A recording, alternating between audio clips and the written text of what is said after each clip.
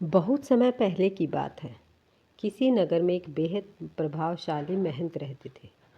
उनके पास शिक्षा लेने हेतु दूर दूर से शिष्य आते थे।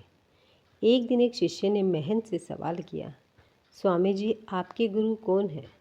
आपने किस गुरु से शिक्षा प्राप्त की है? महंत शिष्य का सवाल सुनकर मुस्कुराए और बोले, मेरे हजारों गुरु हैं। यदि मैं उनके नाम गिनाने बैठ जाऊं तो शायद महीनों लग जाए, लेकिन फिर भी मैं अपने दो गुरुओं के बारे में तुम्हें ज़रूर बताऊंगा। मेरा पहला गुरु था एक चोर। एक बार मैं रास्ता भटक गया था और जब दूर किसी गांव में पहुंचा तो बहुत देर हो गई थी। सब दुकानें घर बंद हो चुके थे, लेकिन आखिरकार मुझे एक आदमी मिला जो एक दीवार में सेंध लगाने की कोशिश कर रहा था।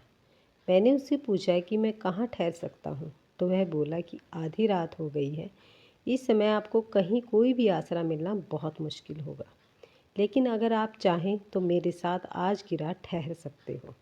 मैं एक चोर हूँ और अगर एक चोर के साथ रहने में आपको कोई परेशानी नहीं है तो आप मेरे साथ रह सकते हैं। मैं उसके साथ एक रात की जगह कुछ दिनों तक रह गया। वह हर रात मुझे कहता कि मैं अपने काम पर जाता हूँ, आप आराम करो, प्रार्थना करो कि मुझे चोरी से आज अच्छा धन मिले। जब वह काम से आता तो मैं उससे पूछता कि कुछ मिला तुम्हें? तो वह कहता कि आज तो कुछ नहीं मिला, पर अगर भगवान ने चाहा तो जल्द ही ज़रूर कुछ मिलेगा। वह कभी निराश और उदास नहीं होता था और हमेशा मस्त रहता था। कुछ दिन बाद मैं उसको धन्यवाद करके वापस अपने घर आ गया।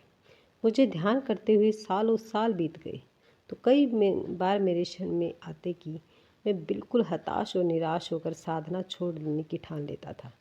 और तब अचानक मुझे एक चोर की याद आती थी जो रोज़ कहता था कि भगवान ने चाहा तो जल्द ही कुछ ज़रूर मिलेगा।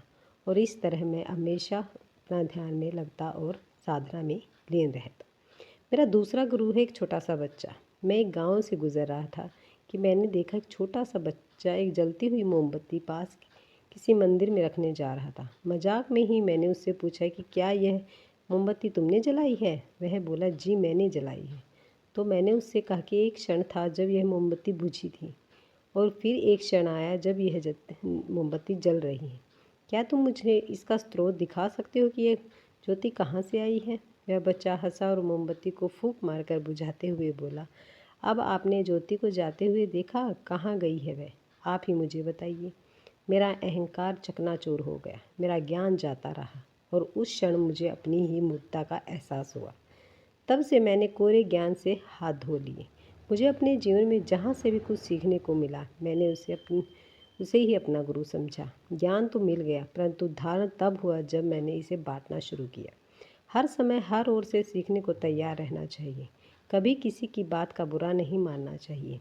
किसी भी इंसान की कही हुई बात को ठंडे दिमाग से एकांत में बैठकर सोचना चाहिए कि उसने क्या कहा और क्यों कहा। तब उसकी कही बातों से अपनी ही गलतियों को समझें और अपनी कमियों को दूर करें। जीवन का हर क्षण हमें कुछ ना कुछ सीखने को ज़रूर मौका देता है। हमें जीवन में हमेशा एक शिष्य बनकर अच्छी बातों को सीखते रहना चाहिए। यह जीवन हमें आए दिन किसी न किसी रूप में किसी गुरु से मिलाता रहता है। यह हम पर निर्भर करता है कि क्या हम इस महंत की तरह एक शिष्य बनकर उस गुरु से मिलने वाली शिक्षा को ग्रहण कर पा रहे हैं कि नहीं। शिक्षा जीवन में कभी निराश और उदास नहीं होना चाहिए और आपको कोई रास्ता नहीं दिख रहा है तो हमेशा ईश्वर को याद करते हुए अपना नाम जपें। इससे आपको शांति मिलेगी।